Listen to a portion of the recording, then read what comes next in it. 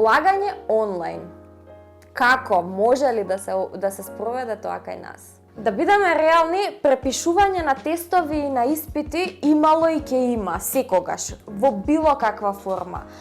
И затоа мислам дека тоа не треба да не спречи во време на глобална пандемија сепак да се изнајдат нови начини како може студентите сепак да ги полагаат испитите. Факултетите даваат се од себе и прават напори сепак да им овозможат на студентите да полагаат и да не изгубат година или да не изгубат месеци од нивното студирање. Едно од овие решенија за како да се полагаат испитите е онлайн испитната сесија, која што моментално се спроведува на некои од нашите факултети, вклучувајќи го и Финки. Финки е факултетот каде што јас лично завршив, а сега таму студира и мојот брат, и затоа можам да направам една паралела со тоа како јас сум полагала, како тие сега полагаат и како се полага онлайн. Со цел да се спроведат овие испити онлайн, на Финки главната алатка која што се употребува се вика Safe Exam Browser, која што се користи со цел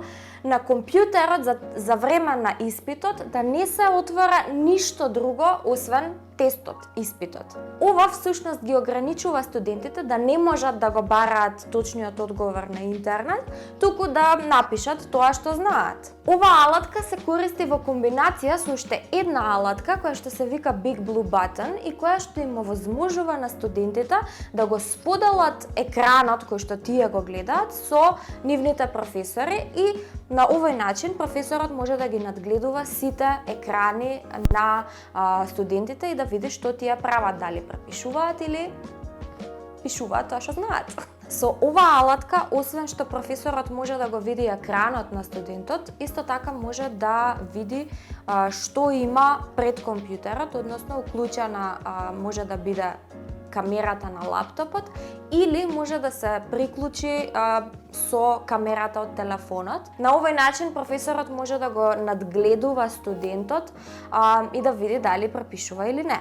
И сега нормално е секој технички процес кој што се случува за прв пат и е непроверен, нормално е да има некои проблеми кои што ќе се јават. Например, може да се случат технички проблеми или може да се појави неконзистентност кај професорите или различните предмети, така да некои да бараат се, значи секакви камери, 5 камери да се вклучат, а некои па воопшто да не се замараат со тоа дали ќе ги надгледуваат или не студентите. Некои професори, например, бараат пред да започне испитот, со камерата студентот да ја покаже целата просторија во која што се наоѓа, што некои од студентите реагираа дека се граничи со загрозување на приватноста, со тоа што нели ќе му ја покаже на професорот собата и се што има таму и така натака. Исто така прашање кое што се поставува е колку овие оценки ќе бидат валидни и дали понатаму ќе биде потребно од студентите уште дополнително нешто да полагаат. Она што мене лично многу ми се допадна е тоа што пред воопшто да почне било какво полагање онлайн, студентите биле запрашани преку анкета дали мислат дека е возможно да се спроведе вакво онлайн полагање, кои се предметите кои што можат да се полагаат онлайн и слично. Испитната сесија на Финки е во тек и ќе видиме како ќе заврши, дали успешно или не. Меѓутоа, ова е супер пример за тоа дека ако се сака, може да се најде начин. Но сепак останува прашањето што ќе се случува со другите факултети, каде што персоналот и професорите не се толку технички подготвени како што се професорите на Финки, што е многу нормално пошто е факултет за технологија. Финки е еден од факултетите каде што има најголем број на студенти и таму е невозможно да се спроведат испити со физичка присутност, каде што ќе се спроведе и физичко дистанцирање. На другите факултети претежно има многу помалку студенти и реално е возможно да се спроведат испити со физичка дистанцираност.